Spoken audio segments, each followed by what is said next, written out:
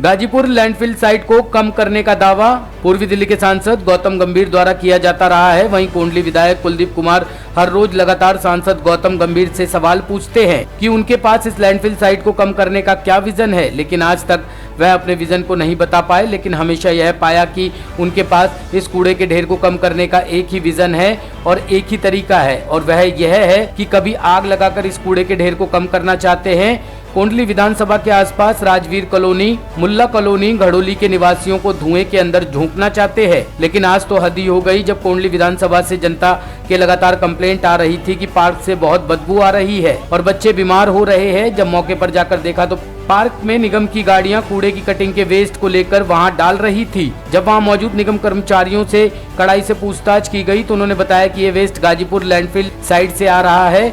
अब जाकर बीजेपी सांसद गौतम गंभीर का ढोंग खुल के सामने आया और जनता में भारी रोष व्याप्त है। इस पार्क में कुछ महीने पहले ही विधायक फंड से पार्क को और उसकी फुटपाथ और बाउंड्री वॉल का काम कराया गया था और एमसीडी का काम था उस पार्क के अंदर घास लगाकर उसको साफ सुथरा बनाने का। लेकिन कुलदीप कुमार का कहना है कि बड़ा ही खेद हो रहा है कि गौतम गंभीर ने जो मशीनें दिखावे के लिए लैंडफिल साइट पर लगाई है, जो कूड़े के ढेर से उनको भारी करने पीसने का काम कर रही है, उस गंद से निकलने वाला जो वेस्ट है, जो राख में बदल रहा है, उसको हमारे पार्क में डालने का काम एमसीडी द्वारा किया जा रहा है। यह निश्चित रूप से कोंडली विधानसभा की जनता के स्वास्थ्य के साथ खिलवाड़ है। आज जिस प्रकार से बदबू का माहौल उस जगह पर कायम है, लगातार मेरे पास कंप्लेंट आ रही है। कोंडली विधानसभा के दिल्ली के अन्य पार्कों में कूड़े की कटिंग को डालने का काम कर रहे हैं, जो ना तो उसके ऊपर कोई घास हो सकती है और ना उसके ऊपर लोग नंगे पैर चलने का काम कर सकते हैं। तमाम तरह की बीमारियां होने का खतरा है।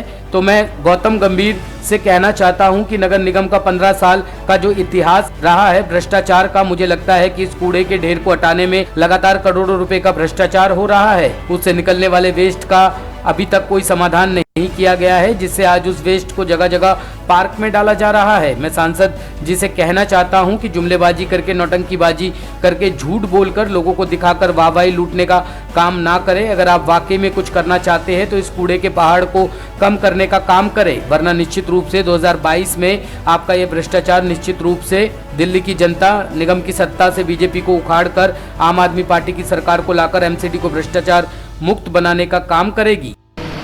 देखिए, जो गाजीपुर लैंडफिल साइट है, गाजीपुर लैंडफिल साइट को कम करने का दावा लगातार गौतम गंभीर करते रहे हैं और लगातार मैं उनसे बात पूछता रहा हूं कि आप मुझे ये बता दीजिए कि आपके पास इस लैंडफिल साइट को कम करने का प्लान क्या है। लेकिन आज तक भी वो अपने प्लान को शेयर नहीं कर पाए। मेरा एक बार बीच में जाना हुआ तो वहाँ 2-4 मशीनें लगी हुई थी, जो मशीनें जो कूड़े का ढेर है उसको कुछ कुछ काट कर, थोड़ा काट कर उससे राख बनाने का काम कर रही थी। मैंने एमसीडी के अधिकारियों से पूछा, इस राख का आप लोग क्या करते हैं? उन्होंने हमें कहा, हम एनटीपीसी को दे रहे हैं, हमारा यहाँ टाई अप होने वाला है, हमारा वहाँ टाई अप होने वाला है। लेकिन वो टाई अप आज तक कहीं नहीं हुआ।